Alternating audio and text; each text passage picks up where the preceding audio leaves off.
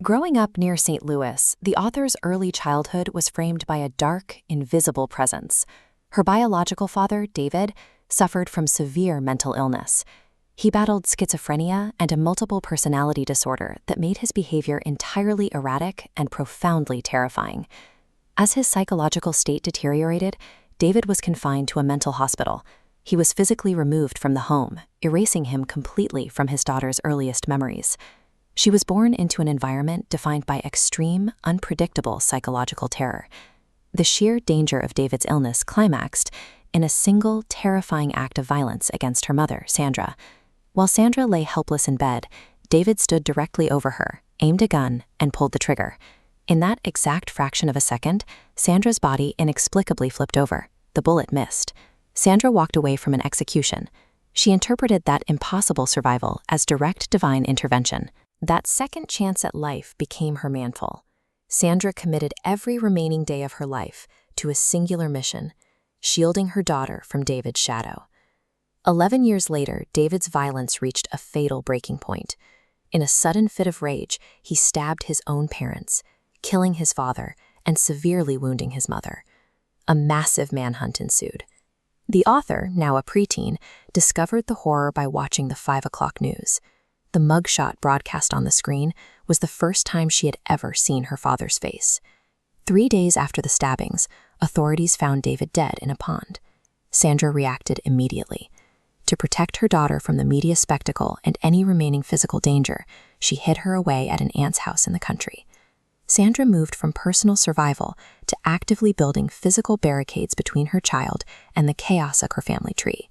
Despite her mother's protection, the trauma took its toll. By 16, the author became a teenage mother and immediately found herself trapped in a severely abusive marriage.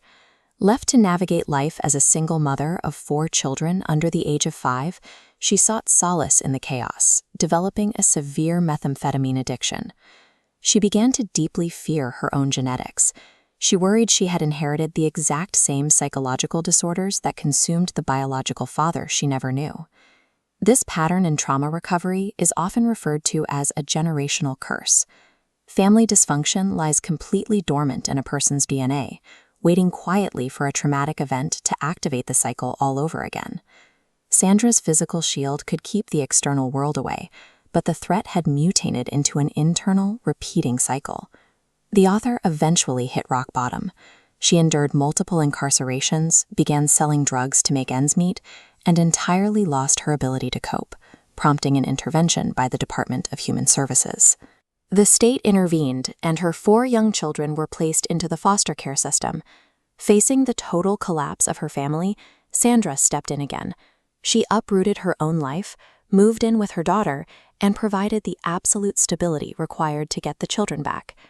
Sandra willingly entered the wreckage of her daughter's life, sacrificing her own peace to ensure the generational curse stopped before it consumed her grandchildren.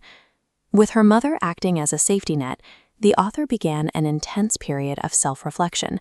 She conducted a spiritual forensic audit of her own trauma, determined to stitch her fractured mind back together. She learned to separate her true identity from her inherited trauma, relying heavily on inner trust, meditation, and focused spiritual practices. Through this process, she realized she and her mother shared a mirrored journey. Both had survived extreme domestic abuse, and both had earned a second chance to raise their families.